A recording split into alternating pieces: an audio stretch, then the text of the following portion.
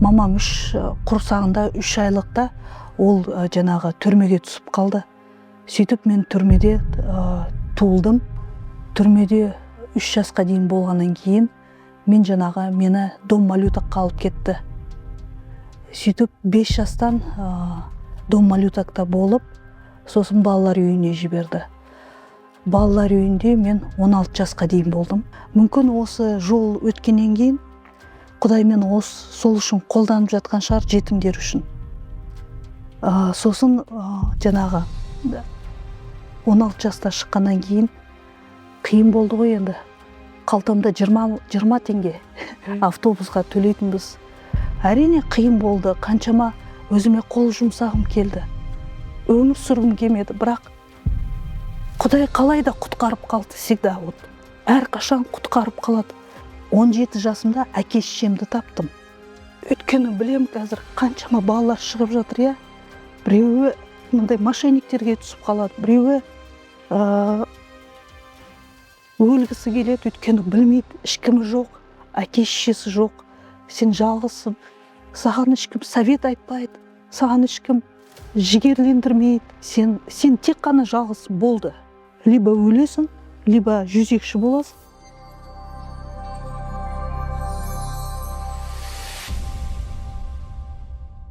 Армысыз, ардақты ағайын.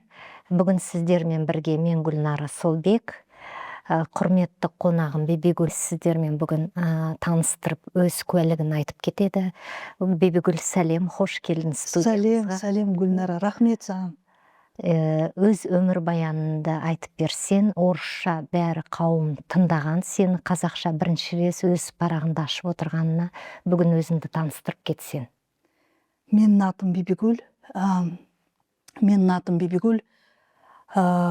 Осы көптеген бауырластар жазды, қазақша куәлік айтпайсыз ба, шығармайсың ба деп. Содан кейін үстіп қазақша куәлік Гүлнар екеуміз түсірейін деп отырмыз.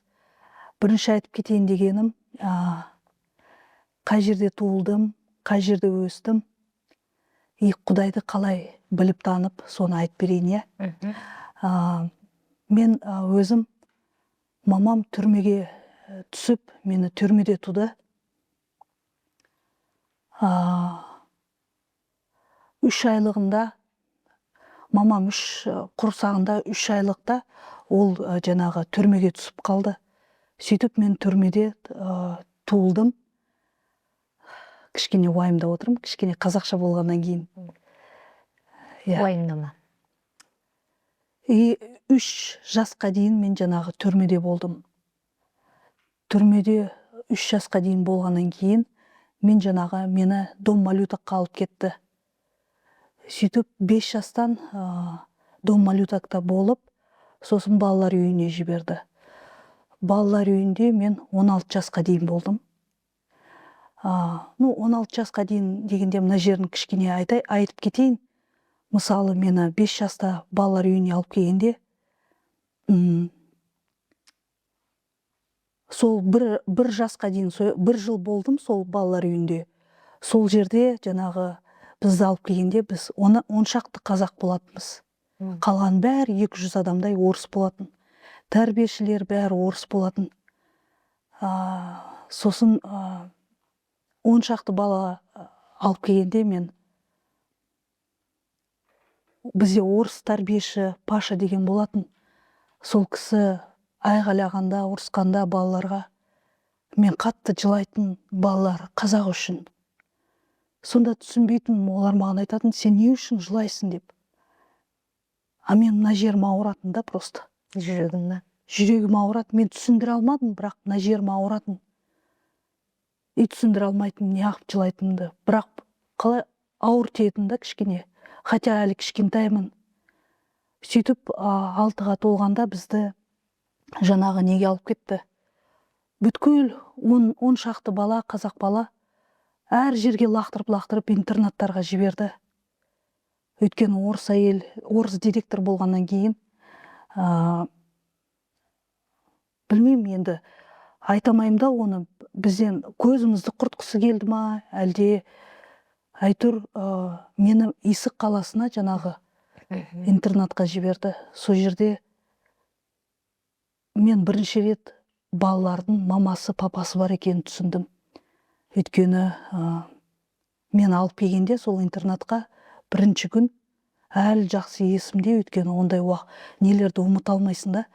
Тәрбиешім қолына өткізіп, мен қолын ұстап тұрдым да былай. Қарадым, бүткіл балалар келе жатыр екен, мамаларымен, әке-шешесімен, папасымен да. Мен ойланып қалдым. Балаларда ата-ана бар ма? Менде қайда деп, мен сол кезде ойланып қалдым. Өзіме сұрақ қойдым. Мен мамам, папам қайда? Ендеше мына балаларда бар болса. Өйткені балалар үйінде ойланбайсың ғой. Өйткені балаларда бәрінде ешкім жоқ қой. Бірдейміз. Ал интернатқа алып келгенде, жаңағы есіктегі, ояқта өңкей чабандардың балалары болатын да. Интернат қой. Сөйтіп, оларды суббота-воскресенье алып кетеді, каникул алып кетеді, сен жалғыз қаласың. Мен сонда ойланатын, бұларда неғып әке-шеше бар, менде әке-шеше неғып жоқ. Мен кіммін сонда, өзімді ұстайтын бұлайшы. Сонда мен есімде жаңағы кішкентай бала чупа-чупс сорып жатыр да, мынандай қып-қызыл пятачок. Соған қарап қалдым аузына шы. Аузына өстіп қарап қалдым да. Әліге дейін білем, сол бәрі есімде. Соның мамасы маған әкеп берді. Өйткені мен жегім келді ғой енді, қарап тұрғаннан кейін. Сөйтіп бір жыл өмірім сол жерде өтті. Қиын болды кішкене. Хотя 6-7 жастағы бала, білесіздер ғой енді, жалғыз болса. Бибігүл, анам есінде жоқ па сонда 3 жасқа дейін? Вообще есімде жоқ, өйткені 3 жасымда, видимо, стресс болғаннан кейін ба, барлық өшіріп тастаған. Мен уже өзімді жаңағы 4 жасымда ғана білем да. 4,5 жас, 5,5 жас, дом малютыққа алып келді ғой. Сол кезден бастап өзім есімді білем. Өйткені көп жүрдік, автобуспен көп жүрдік, соның бәрін есімде білем. Сөйтіп, есімде жаңағы кабинеттерге кіріп, енді бәрі кет қалады ғой каникулда, мен жалғыз қалам. Жаңағы мектептің нелеріне кіріп, класстарына ручкалар ұрлайтынмын. Білмеймін, қатты қызығатым да ручкаға. Ручкаларды ұрлап, қалтама салып, бәрін, бүткіл классын несін. Кремда ол кезде дипломаттар болды ғой. Соны ашасында ручкалардың бәрін жинап аласың. Сөйтіп айтыр, сол бір жыл уақытым сол жерде өтті. 3 ай каникулда сен жалғыз өзің? Жалғыз қалам, Ешкім алып кетпейді, ешкім нетпейді, өзің жалғыз. Қыста да, жазда да өзің жалғызсың. Тамақтандырды ма, қарады ма? Оны, представляешь, есімде жоқ сол. Айтыр, білем аш болғанымды. Өйткені енді ол ауыл сияқты ғой, есік, тау жақта ғой. Сиырның қораларына кіріп, жаңағы жүгері бар ғой. Соны алып, мусоркада пісіріп жейтін. Сол ғана есімде, қалған нәрселердің бәрі өшіп қалғанда. Может, ол стресстен шығар. Естідім, что стресстен көп нәрсе есінен қалмайды екен. Жаңағы бір жыл өткеннен кейін мені жаңағы сояқтан алып 4-ші интернатқа жіберді, осы Алматы қаласының шетінде. Ол жерде енді басқа балалар болды біздің детский домнан 2 бала. Сөйтіп, сол жерде тоже қиын болды, өйткені аш жүрдік, қырқожалақ, жуынбағанбыз вообще. Тура солай жаңағы балаларды суббота-воскресенье алып кетеді, біз қаламыз жалғыз.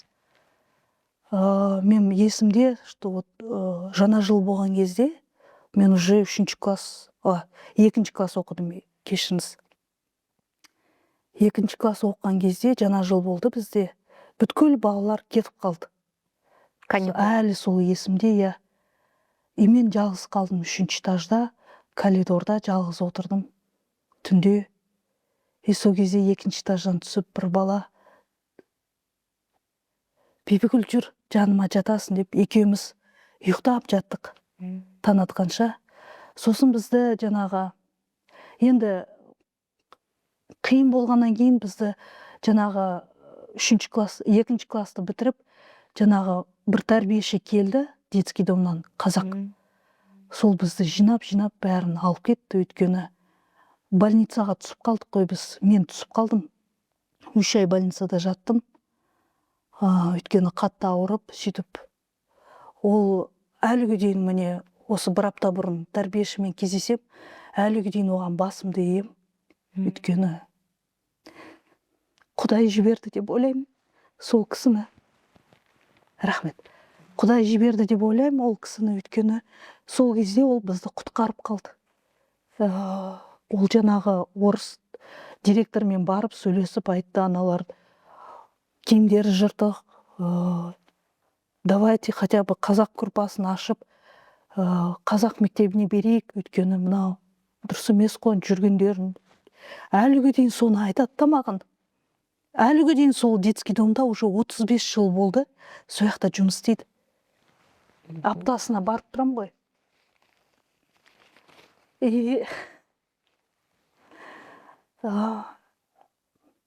Мен сол тәрбиешіме енді басымды ием, өйткені ол кісі мынандай кісі да. Әліге дейін жақсы көрем оны. Білмеймін, естіп отырса айтыр. Сәлем сізге, Жәмил апай. Сөйтіп ол бізді қазақ группасын бәрін жинап, бір группаға қойып, қазақша мектеп ашты сол әйел. Өйткені 3 класстан бастап біз сол жерге бара бастадық. Детский домға бізді алып келді. Сол детский домда қазақ группасы 10 шақты бала қазақ группасы мектеп ашты. И содан бастап біз мектепке бара бастадық. Сен білесің ба, Гүлнар, шын айтайын, сол кезде мен жаным тынышталды. Детский домға алып келгенде мен нем тынышталды, өйткені сенің детский домда қарның тоқ, киімің бар, таза жүресің. Ал ана жерде интернат ол басқа. Түсінесің ба? Өйткені мен білем, ана каникулда біз қалғанда, мен жалғыз қалғанда, қарным қатты ашатын, сол кезде ана терезеден кухняға кіріп майды былай алып ұрлап жейтінмін. Одан басқа түк жоқ. И жаңағы күзетші комнатаға қамап қойып, за то, что мен майды ұрлаған үшінші. Есімде, что мен қатты жылап, аш есікті деп.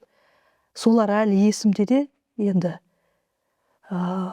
сөйтіп детский домға бізді жіберді қайттан. 16 жасқа дейін сол балалар үйінде болдым. Қазақ тілінде оқыдым сабақты. Әрине, енді детский домнан шыққаннан кейін орысша сөйлеп кеттім, өйткені жанымда ешкім болған жоқ қой. Бәрі орыстар. Сөйтіп қазақшамда кішкене ұмыттым, бірақ қайтан мен қазақша айтқым келеді. Сөйлегім келеді, дамытқым келеді, өйткені Қазақстанда тұрамыз ғой. Қазағым, жерім, елім деп жүрміз ғой енді. Сол балалар үйінде 16 жастан шыққаннан кейін қайтадан қиналдым. Өйткені бізді 16 жаста шығарып тастады, үлкен мынандай әлемді. Стенада болдың ғой енді. Мынандай стенада шыққаннан кейін сен білмейсің. Қайда баратын? Қайда барасың, не тамақ пісіруді білмейсің. Не ақшаны не умеешь тратить. Табу керек. Сөйлеу білмейсің, ой ниетіңді айта алмайсың. Сөйтіп кішкене қайтам.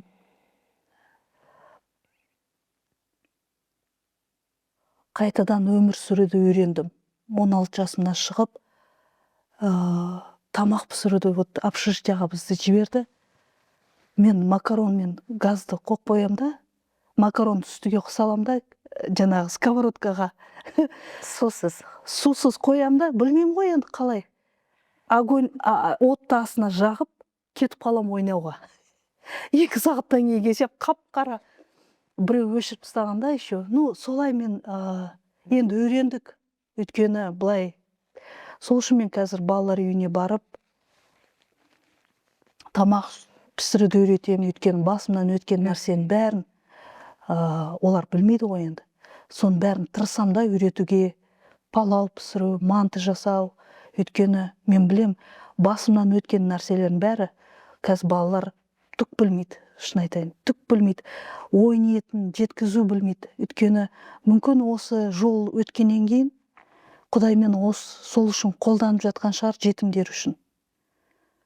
Сосын жаңағы 16 жаста шыққаннан кейін қиын болды ғой енді. Қалтамда 20 теңге автобусқа төлейтінбіз. Қалай ақшасыз отыратынбыз. Ештеме бермеген ғой. Детский домнан шықтық, түк те бермеген. Пособие, Ештеме бермеген. 20 теңгемен бір кроссовкемен бір киім болды. Содан шығып, айтып тұрмын ғой, үйрене бастадық. Өмір сүруді үйрене бастадық. Енді мен түсіндім да, что өзіме ғана надеяться ету керек. Өзіме тек қана ешкімге надеяться етпей, өзім үшін. Өзімді қазір ойламасам, ешкім ойламайды деп, сондай цель қойдым. Не болса да жұмыс істеймін, не болса да адам болам деп, өзіме сондай не қойдым. Әрине қиын болды, қаншама өзіме қол жұмсағым келді. Өмір сүргім келмеді, бірақ Құдай қалай да құтқарып қалды, всегда. Әрқашан құтқарып қалады. 16 жасымда жаңағы жазда отырмын. Ойланам, не үшін мен өмір сүрем? Өстіп қиын өмір сүру үшін ба, не үшін деп көп ойланатын. Өзіме сондай қол жұмсайтынмын.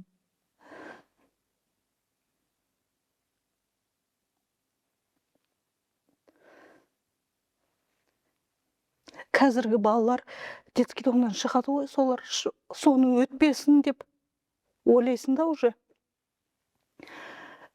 Өткені білем қазір қаншама балалар шығып жатыр, я. Біреуі мындай мошенниктерге түсіп қалады, біреуі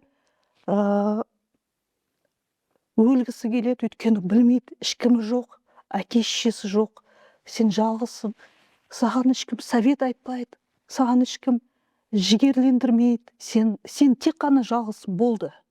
Либо басқа компанияға, жаман компанияға түсесің, либо өлесің, либо жүзекші боласың, либо деп айтып кеттім ғой. Түсінесіздер, кешіріңіздер, мен арасында орысша қосып жатырмын. Либо сен адам боласың. Сөйтіп мен цель қойдым. Не болмаса да адам болам. Жұмыс істей бастадым.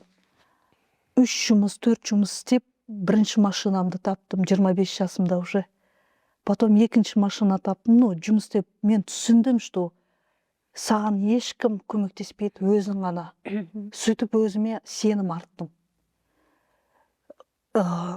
Сенім арттым өзіме, өйткені білдім, что сен ешкімің жоқ.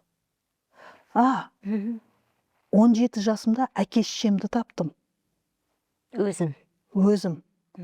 Қалай таптым? Жұмыс істеп жатқан кезімде ойланып қалдым да, жұмыстан келіп, жатырмын да, былай ойланып қалдым да, 088 телефон арқылы адамдар табуға болады ғой деп ойланып қалдым. Сөйтіп жаңағы немді алып, документтерімді 088-ді теріп, мамамның фамилиясын, атын атадым да, бізде ондай жоқ деді. Сосын ойбой дедім, қоя салдым да трубканы. Әкемдікін сұрап көрейін деп, қайтадан звондадым, әкемдікін. Бар деді, телефоным берді. Мен кішкене уайымдадым былай, дірілдеп, әкем бар екен ғой деп, сөйтіп әкеме звондадым. Бірінші әкеме айттым, аға, сәлеметсіз бе, мамайды болам екен деп, әкемнің атын айттым да. Ол айтты, сен кімсің деді, мен айттым.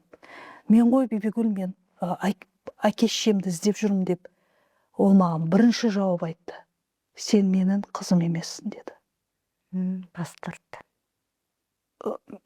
Мен айттым, қалай сонда, сіздің фамилияңыз, неңіз бәрі менде жазылған ғой. Ол айтты, сен маман қойды деді. Метркеге қойды деді. Сөйтіп мен, мамам телефон бола ма беруге деп, мамам телефонын берді. Мен трубканы қойып, сразу мамама звондадым. Өйткені сол кезде Siemens деген шықты ғой енді. Алға шықты, содан звондап мамама сәлеметсіз бе, Алияны болам екен деп мамамның фамилиясын атын айттым. Ол айтты, менмін, тыңдап тұрмын деді. Қазақша енді керемет сөйлейді. Мен айттым, мен қызыммын, Бибігүлмін, мамамды іздеп жүредім деп. Қызым деп жылай бастады ол неден тет тұрып. Қайдасың, мен қазір келем. Мен адресін айттым, ол келді 1 сағаттың ішінде, өйткені Алматының шетінде тұрады екен. Сразу ағам екеуі келіп, мен жалдап тұрған жерде келіп, сен бұнда тұрмайсың, кеттік деп маған мен оған қарадым, құсайды екенбіз. Мен айттым, қайқа кеттік? Ол айтады, үйге кеттік, үйге. Мен айттым, мен ешқайқа бармаймын дедім. Сен мені тастап кет, у меня мынандай не тұрда, обида да, мынандай. Мен айттым, мен сен ешқайқа бармаймын дедім. Ол айтады, қызым, қойшы енді, жүрші. Мен вообще, знаешь, қарап тұрдым, чужой адам. Ешқандай мынандай сүйіспеншілік деген жоқ та. Чужой бөтен адам. Соны ол айтады, жүр, кеттік, мына жерде тұрмайсың деп маған сондай уже нетіп жатыр да. Мен айттым, сен кімсің дедім. Сен мені тастап кеттің дедім. Сен мені іздеген жоқсың да дедім. Енді қазір уже қаншама жыл өтті, сен маған айтасың, жүрмеймін деп. Бармайым дедім. Мен мына жерге үйреніп кеттім дедім. Ол айтады, қызым, енді мен кінәлі емеспін ғой деп маған нете бастады. Мен айттым, енді кім кінәлі дедім. Неғып іздемеген айтты ма? Іздеді деді, бірақ таба алмадым деді. Сөйтіп айтты. Сосын ағама қарадым, ағам мені таныстырды. Сосын ойланып қалдым. Почему мен 2 күнге барып келмеймін ба? Көрейін, кіммін мен, қайдан шықтым? Туыстарымен танысып. Мен аған айттым, мен 2 күнге барып келейін, қайтып келем, өйткені мен жұмыстамын ғой дедім. Мен 2 күн демалып, 2 күн жұмыс істейтінмін да. Сөйтіп 2 күн мені алып кетті. Мен үйге келдім. Үлкен үй екен. Дастархан жайып қойған, былай ұзын. Ағаларым отыр. Қанша? Туған? 9 ағам отыр. 9 ағам дегенде бір сестрам, мен ең кішісімін, получается. 10-шы? 9-шымын мен. 9-шы. Сестрам, 8 ағам и сестрам. Бірақ сестра келген жоқ, дядька дейді, аға дейді ғой онда. Короче, бүткіл сол тұсқандар жиналып келген ғой. Мен кіріп келдім да, ағалардың бәріне қарадым. Мамам таныстырып отыр, мынау сен үлкен ағаң, мынау 2-ші ағаң, мынау 3-ші ағаң, сөйтіп таныстырып. Мен айттым, бәрі қайда болды сонда? Неғып мені ешкім детский домнан алып кетпеді деп мен сразу мына жерімде не. Ағаларым сразу отмазываться ете бастады. Ой, біз үлкен болдық қой. Ой, кішкентай болдық қой, әлі жас болдық, аламадық сені, бірақ сені ұстадық дейді. Білдік сен бар екеніңді деп сөйтіп айтты. Сонда мен дастарханға отырып, солармен танысып жатқан кезімде бір 2-ші ағам маған айтады. Сен бізді таптың ба? Енді бізге надеяться етпе деп. Мендікі, мен вообще надеяться етпеймін сендерге. Мен сендерді ол үшін тапқан жоқпын, просто өзім білу үшін кіммін мен деп. Оправдываться ете бастадым да. Жүрегіме кірді жаңағы. Шеттету, Әлігі дейін сол, Құдайды білмей тұрып, мен еще оларды қабылдамай қойдым. Олар мені іздеп келді ғой, сол кезде мен керек емессіңдер маған. Мен уже өзім үлкен өсіп, сол бәр дәрежеге жеттім ғой енді. Олар іздеп келді, мен айттым, мен сендерге керек емеспін. Бибігүл ренжіме, енді не болды, үлкенбіз ғой енді деп олар кешірім сұрады. Мен оған айттым, есіңде ме, сен маған осы сөздерді айтқансың деп. Ой, мен вообще не помню дейді. Ауыр тиді. Мен помню дедім. Ауыр тиді. Сөйтіп, мен кетіп қалдым олардан, өйткені түсіндім. Мен бұларға бәрібір керек емеспін деп түсіндім. Сөйтіп өз өмірмен өмір сүре бастадым. Түсіме папам кіреді, постоянно папама звондаймын, папа қалыңыз қалай? Папа демеймін, аға деймін. Иә, өйткені папа Қабылдамады ол кісі. енді айта бастадым, оның алдында аға дейтін. Аға, қалыңыз қалай? Бәрі жақсы, трубканы қоя салам. Өйткені түс көрем ғой, бірдеме болып қалған сияқты да, ауырып жатыр ма деп. Сөйтіп өмір сүрдім енді 30 жасқа дейін. Өмір сүріп, уже мынандай жақсы жұмыс болды менде. Бір күні машинада отырдым. Уже 30 жасымда. Енді ойланасың ғой болашағы жайлы. Ары қарай не күтіп тұр, не бір жерде айтып кетейін.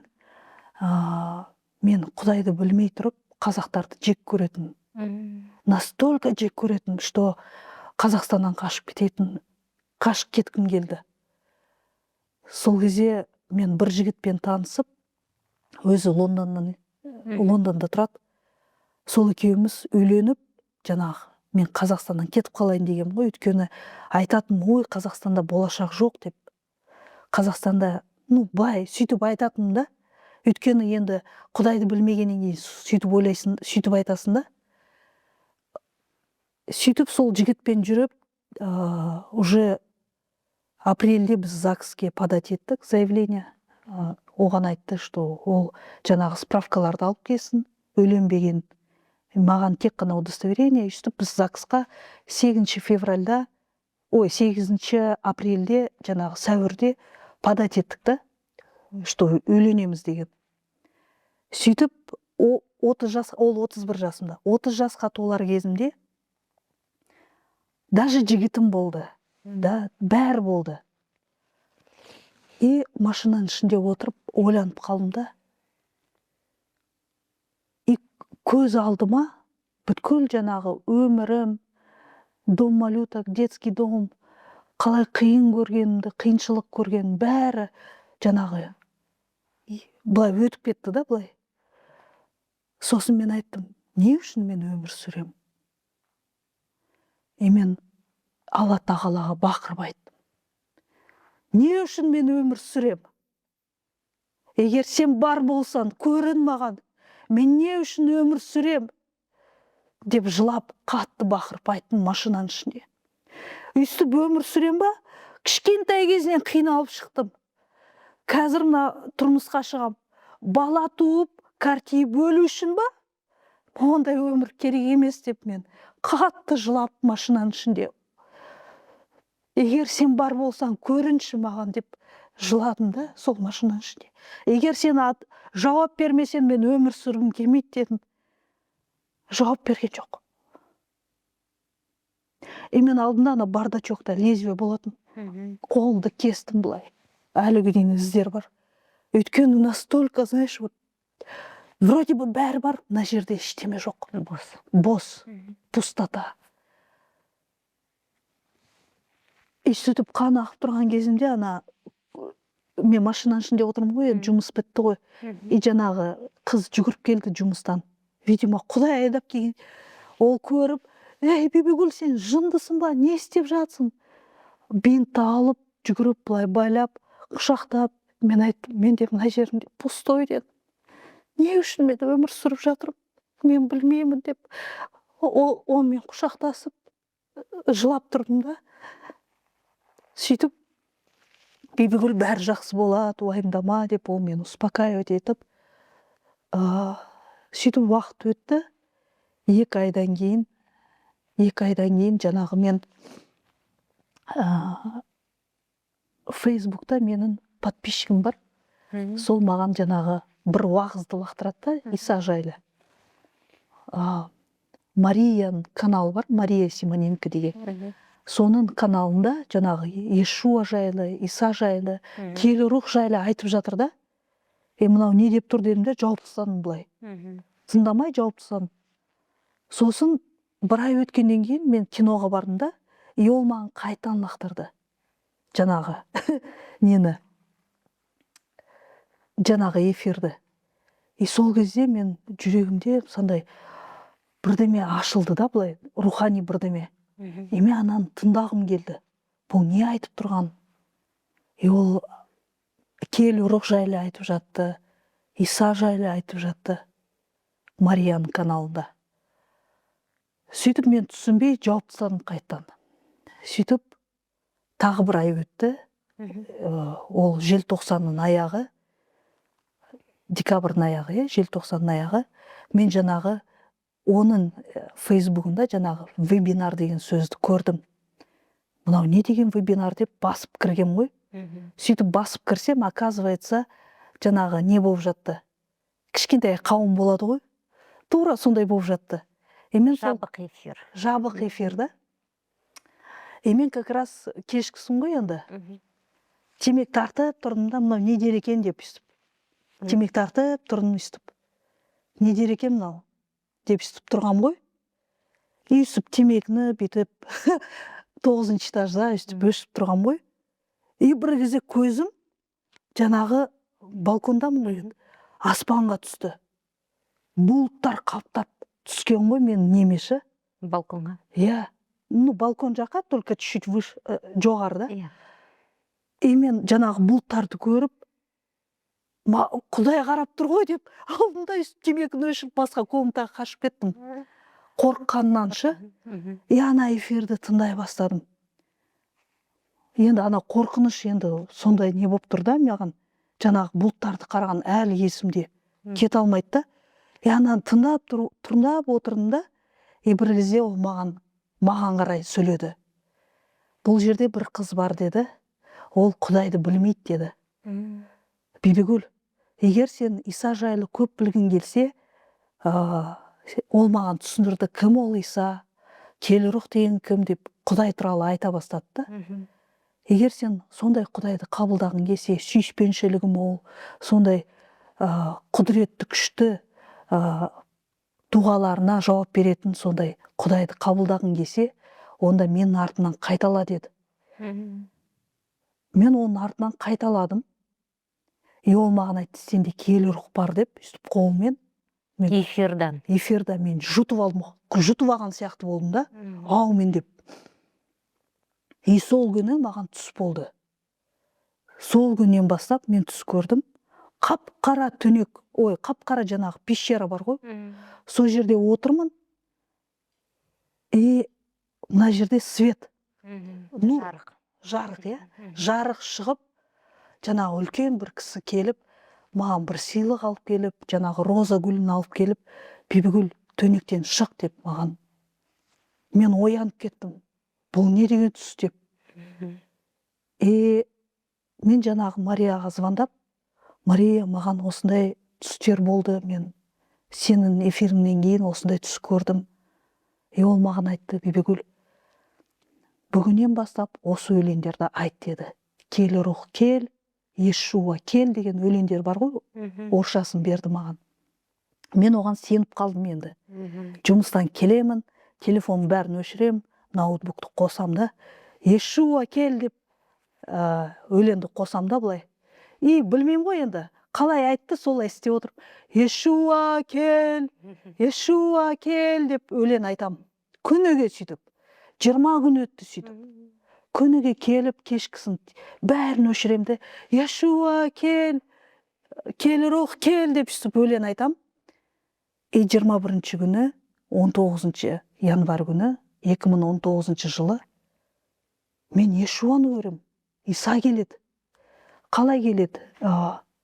Мен аян көрем.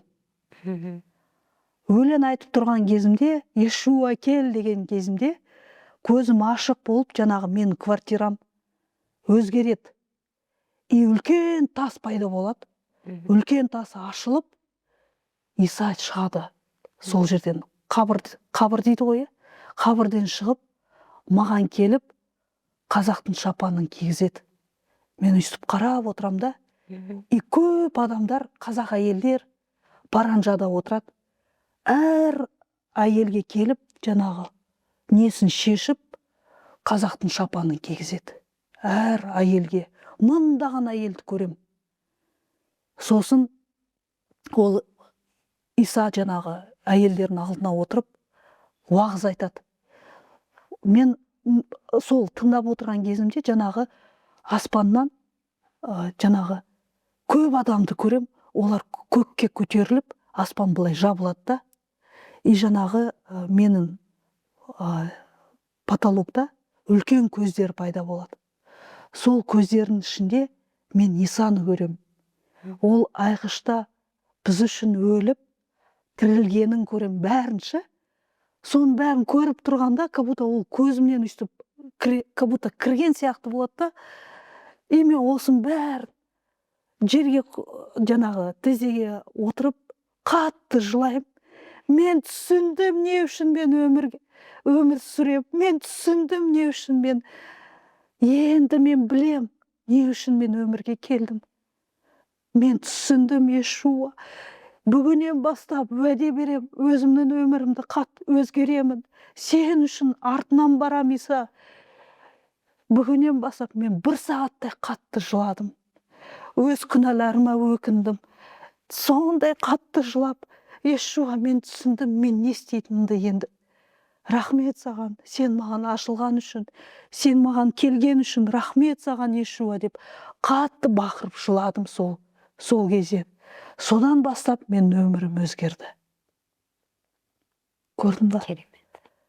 Иә, содан бастап мен өмірім өзгеріп, Иешуа маған көрсетті. Қазақстан ояныш болады Қазақстанда. Мен түс арқылы көрсете бастады, түс арқылы, аяндар арқылы көрсете бастады. Қазақстанды не күтіп тұрғанын. Ол кезде 2019-да Назарбаев кетпегенін, маған соны да көрсетті, что Назарбаевтың кететінін, соның бәрін көрсетті. Сол кезде мен Қазақстаным үшін, жерім үшін сина бастадым, мұнажат ете бастадым. И сол кезде маған Иса жаңағы сүйіспеншілік берді. Қазақстаным үшін сүйіспеншілік берді. Қазақтарға үшін сүйіспеншілік берді. Бірақ енді мен өленетін адаммын ғой. Исаны көрдім. Ол жаңағы январьда болды ма? Январь, февраль, март, апрельде біз өленетін болдық. Көрдің ба? Енді 3 ай бар ғой. А мен ана кісіге айта алмаймын. Мен Исаны көрдім. Мен оған кішкене жартысын айттым да, что мен Исаны қабылдадым өз өміріме. Ол маған түсінбей, біз ұрысып қалдық кішкене. Мен түсіндім, что біздің арамызда мынандай не болмайды деп. Уже түсіне бастадым да. Сосын мен айттым, Келірух, қалай ойлайсың? Мен бұл кісіге тұрмысқа шықсам ба, шықпайым ба? Сен не деп ойлайсың деп сұрақ қойдым. Сол кезде маған жаңағы Мария маған айтты, Бибігүл, бұл сенің болашағың емес деді. Ана еркекті таста деді. Мен еще оған ренжіп қоям, қой, Құдайдан емес бұл, деп оған ренжіп қоям. Бірақ январда айтты ғой енді осыны. Сосын мартқа келген кезімде енді бір ай қалды ғой үйленетінімізге. А мен түсініп тұрмын, что менде мына жерде не жоқ. Онымен болашақ екені жоқ. Бірақ мен оны жақсы көрем ғой. Мен қалай болса да үйленем ана кісіге деп сондай нетіп тұрмын ғой. Сөйтіп мен Келірухтан қайтан сұрадым. Егер сен маған жауап берсең, мен ана кісіге звондаймын да сразу тастаймын. Егер сен маған жауап берсең, Құдай деп сразу сондай не қоям да. И күтіп отырдым. Күттім, и сразу жауап бердім. Мен саған баяғыда айтқам, таста деп. И мен есіме түсті Марияның айтқан сөздері. Енді Құдайға уәде бердім ғой. Ана кісіні тастайтын. Ана кісіге звондайын десем, батылым бармайды. Не айтам мен бұған? Ол айтады, есін ауысқан ба деп айтады. Сөн жарайды дедім, звондайым. И как раз 9 мартта мен оған звондадым. Сәлем, қалың қалай деп, атын айтпай қойын. Сен білесің ба, Құдай маған сені таста деді. Енді бұл қалай? Как есть такие. Түзу айтасың. Иә, түзу айта салдым. Ол маған не дедің? Құдай маған сені таста деді, бізде болашақ болмайды дедім. Болды дедім де, трубканы қоя салдым. И ол маған қайтан звондады да. Сенмен бәрі жақсы ма деді. Мен айттым, иә дедім. И мен оған жыладым. Сен білесің ба, бізде болашақ болмайды. Сен білесің ба, мен үйлене алмаймын саған дедім. Ол неге деді. Өйткені Құдай маған сені таста деді. мен прямой айта салғам ғой оған. Жоқ, олай болу мүмкін емес деді. Мен айттым, иә. Мен маған звондама дедім де, трубканы басып салдым да. И қатты бақырып тізеге жыладым. Өйткені мынандай, қалай айтсам, как никогда мынандай болады ғой, сағыныш болды менде сол кісіге. Как никогда сағыныш болды да. Мен қатты бақырып тізеде, келурок маған көмектесші. Егер сен өленбей десең, мен мынаны алып тасташы, мына қалай сезімді алып тасташы дедім. Гүлнара, таңертең тұрдым, сезім ештеме жоқ. Представляешь? Не сағыныш жоқ, анау маған звондайды. Мен оған звондама маған, болды. И заблокировать етіп тастадым. Ол, мен білесің ғой, мен сондай адаммын. Егер жоқ десе болды, жоқ. И отрезать етіп тастаймын, заблокировать етіп тастаймын. Сондай болам басында енді. И сөйтіп заблокировать етіп, 3 жылға дейін. Әлі күтіп жүр мені, 10 жыл болды. Әлі күтіп жүр, мен жоқ дедім. Мен Исаның қызметшісімін дедім. Мен Исаның елшісімін дедім. Сол үшін мен Исаға қызмет етем дедім. Ренжіме дедім. Әлі күден күтеді сен, өзің несің? Танысқанмын, жақсы көреді әлі. Иә. Бірақ сөйтіп, не айтайын дедім? Ары қарай түстер болды. Ары қарай рухани өсе бастадым. Қазақстан жайлы көп нәрсе көрсетті. Біздің Қазақстанда ояныш болады. Біздің Қазақстанда, прям, знаешь, мынандай алаңда Исаға өлең айтып тұрған түстер көрдім. Мадақтап жатқан түстер көрдім да. Бүткіл қазақтар оянады. Исаға өлең айтады деп сондай түс көрдім. Содан бастап қазағым үшін мұнажат ете бастадым. Сен білесің ба, сосын әкеммен қалай кездестім ба? Иса жүректі қалай емдейді? Иса қалай сүйіспеншілікке толы? Өйткені мен әке-шешем ешкімім болмаған. Мен әрқашанда, қалай айтсам, түсінбейтінмін. Сүйіспеншілік деген не? Осының бәрі түсінбейтін. Поэтому кішкене қатыгез болғам. Бірақ Иса мен жүрегімді емдеп, сүйіспеншілікке толы сондай келі рух арқылы жүрегімді емдеп, маған түс болды. Түсімде жаңағы папамның баласы, мен інім ғой енді, түрмеге түсіп қалды. Маған түс болды, түсімде маған передачка апар деді. Мен жоқ, апармайым дедім. Оған апармайым. Неғып мен сөйтіп айттым, өйткені ол бауырым мен туралы көп жаман айтатын, мені менсінбейтін. Енді Құдайды білмегеннен кейін бәріміз, мен де оған сөйтіп жаман айтатын. И мен мына жерінде өкпелегішім болды ғой. Сол үшін мен онымен қарым қатынасым болмады. И маған түс болды, передачка апар бауырына. Мен жарайды дедім. Еген сен айтып тұрсан, апарайын деп, смириться етіп, сатып алып, передачканың бәрін түрмеге апардым. Түрмеге апарып, хат жаздым. Атын айтпай қойайын, ол өте сондай. Адамдар білет ол кісіні. Айттым. Сен білесің ба, мен балалар үйінде өстім. Мен әкем, шешем болмаған, білесің. Мен басқа адаммын, бірақ мен сен үшін дұға айтамын. Сен тезірек шыққан, түрмеден шығу үшін. Сөйтіп жазып жібердім ағылшынша. Өйткені орысша көріп қойса, қазақша көріп қойса, олар бермейді да. Мен сол үшін ағылшынша аударып, Google арқылы жазып жібердім. Ол кісі жақсы біледі ағылшынды. Ол кісі жақсы біледі, иә. Сосын 2 айдан кейін ба қайтадан түс болды. Қайтадан апар передачка. Мен жоқ дедім. Сосын жарайды. Егер сен бар бол, сен айтып тұрсан, барайын дедім. Қайтадан передачка апардым, 2-ші рет.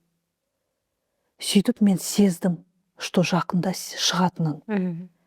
Сөйтіп 28 ноябрьде ол шықты, 3 ноябрьде ол маған жазды: Бибігүл, кешірші мені, мен сенен передачкалар алдым, рахмет саған, осы ісіңді ешқашан ұмытпаймын деді, мен саған сондай ризамын деді. Мен қарадым, атын оқыдым, да не может быть, Сенбей тұрсыз. сенбей тұрмын. Қайтадан оқыдым, кешірім сұрап отыр.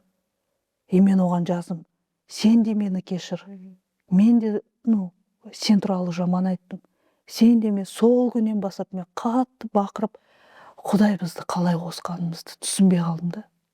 Арамызда жаңағы стена сынып қалғанда, ол кісі маған айтты: бауырым ғой, саған бірдеме керек болса, әрқашанда маған айт. Мен оған айттым: жоқ, менде бәрі бар, рахмет саған дедім.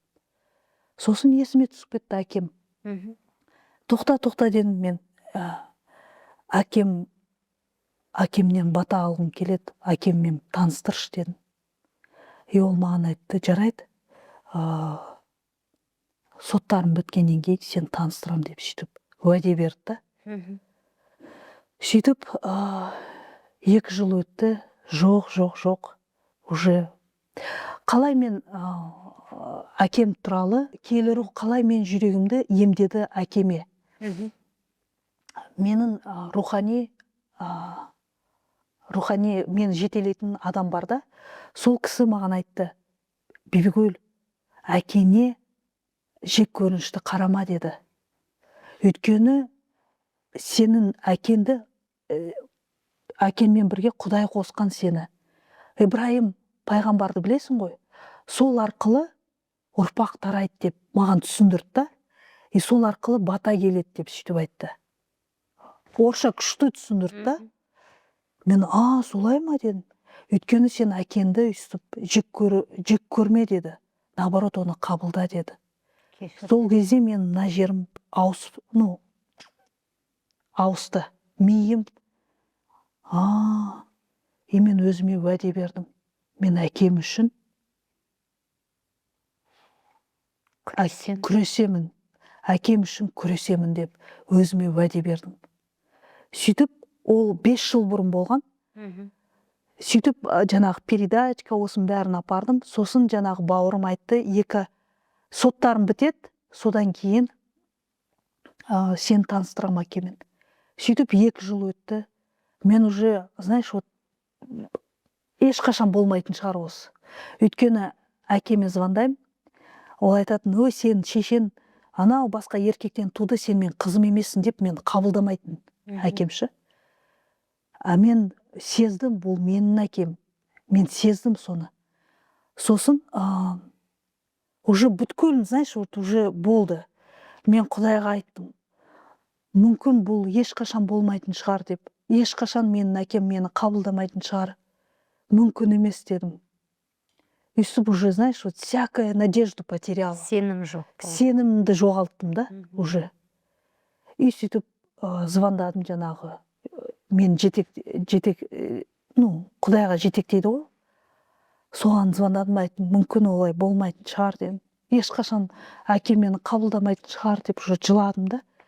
Менің соңғы дұғаларым, соңғы мұнажатым: әкем мені қабылдаса ғой деп сөйтіп, әкем уже үлкен кісі ғой, 88-де ғой, мені қабылдаса екен, хотя бы егер өліп бара жатса, мен шақырса екен, мен оны құшақтап айтам: мен сені кешірдім деп, хотя бы осы тілегімді орындашы деп Құдайдан тіледім осыны. Білесің ба? Соңғы дұғаларым осы болды. Ештеме болған жоқ. Қанша күттім, қанша не болған жоқ.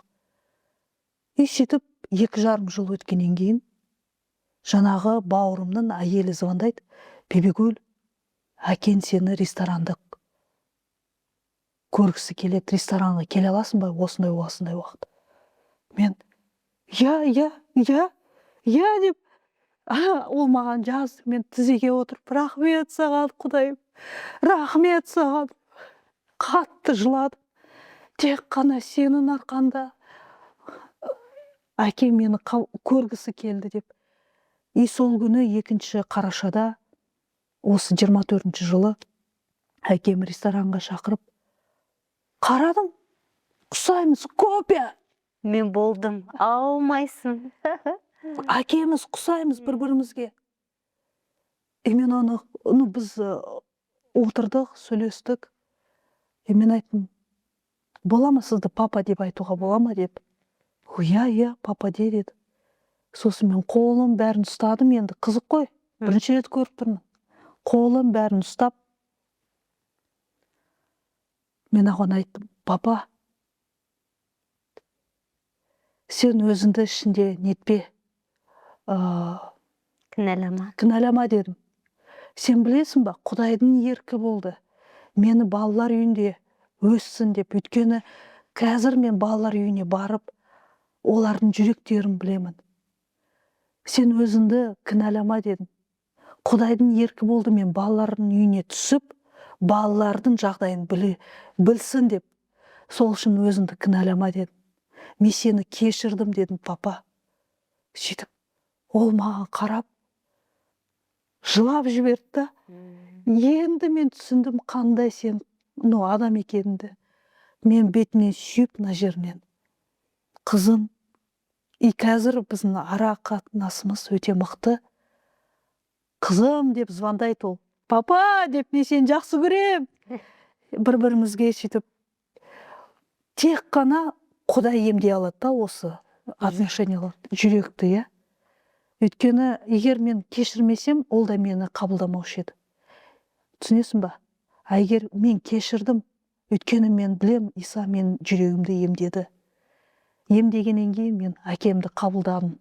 Әкемді қабылдап, қазір мен, знаешь, даже ешқандай мынандай айтқым келмейді, бұрынғы негелерге келгім келмейді. Тек қана болашақ үшін, иә. Қазір ол мен нелерімді оқиды. Қызым, ютубыңды көрдім. Бәрін көріп жатырмын. Молодецсің деп сөйтіп айтып қояды. Гүлнара, әкемді қатты жақсы көрем. Бұрынғы болмаған сүйіспеншілікті қазір көріп жатырмын. Өйткені тек қана Құдайда ғана, Құдай арқылы біз осы сүйіспеншілікті таба аламыз да. Сол. Керемет куәлік. Рахмет саған, Бибігүл. Көп рахмет бүгінгі осы қауымға қазақша куәлігіңді жеткізіп айтқанына өте керемет. Мен ойлаймын, ол көбісіне сабақ болады. Егер көбісі қазір ата-анамен өскен, бауырлармен өскен, и ой, мен шешем былай істеді, әкем былай істеді деп көбісі сөйтіп ойлайды. Қарым-қатынастары жоқ. Иә, мен қабылдағым келмейді. Әкем маған қаншама мені ұрды, бүйтті, сөйтті. Білесің ба? Әкем мені қабылдамай қойды. Иә? Осы 24 жылға дейін мені қабылдамай, сен басқа елден деп, мен соған да көзімді жұмдым. Өйткені білдім, егер мен осының бәрін жарамды шығара берсем, әкем мені ешқашан қабылдамайды. Бірақ иногда біз, егер Құдайда болсақ, әкемізді кешіріп, мамамызды кешіріп, қабылдам керекпіз да. Қандай болмаса да, олар бізге өмір берді. Мен әкеме рахметімді айтам. Әке, рахмет саған, сен маған өмір бердің. Мен өмір сүргім келмеді 30 жасқа дейін. Ал енді мен өмір сүргім келеді, өйткені сен барсың, Құдайым бар, достарым бар. Соған күніге ризашылығымды білдірем. Күніге, кеше ғана пост жаздым. Күніге ризашылығын білдіріңдер. Сендердің тамақ бар, нан бар. Не кием демейсің? Не кием, бәрі бар сендерде. Сол үшін Құдайға ризашылық білдіру керек. Күніге әке-шешелерім бар. Мен көптеген жетім балалармен жұмыс істеймін. Қаншама жетім балалар әке-шешесін армандайды. Өйткені оларда бірақ білесіздер ме, Құдай мені сол балаларға қолданады. Әке болуға, шеше болуға, оларды сүйіп, құшақтап. Өйткені білем, оны сол үшін просто айтып кететінім, егер әкелеріне, шешелеріне сондай ренжулі болсаңдар, онда оны ұмытып, наоборот, кешіріп жақсы көріңдер. Өйткені ол өте маңызды. Бір-бірімізбен сондай тығыз махаббат женеді. Махаббат, сүйіспеншілік женеді. Бәрін женеді. Мен өз өмірімде осының бәрін көріп жатырмын. Сондықтан айтатын сол, достарым. Бибігүл, көп рахмет саған бүгін келгеніне, өз куәлігіңді айтып, бөліскенің үшін. Осы куәлігіңді естіп басқа адамдар шабыттанады. Құрметті көрермендер, көп рахмет сіздерге, бүгін бізбен болғандарыңызға. Біздің парақшамызға тіркеліп кетіңіздер, лайк басыңыздар, коммент жазыңыздар, жақындарыңызбен бөлісіп, келесі кездескенше күтіңіздер. Сау болыңыздар. Келесі кездескенше сау болыңыздар. Сау болыңыздар.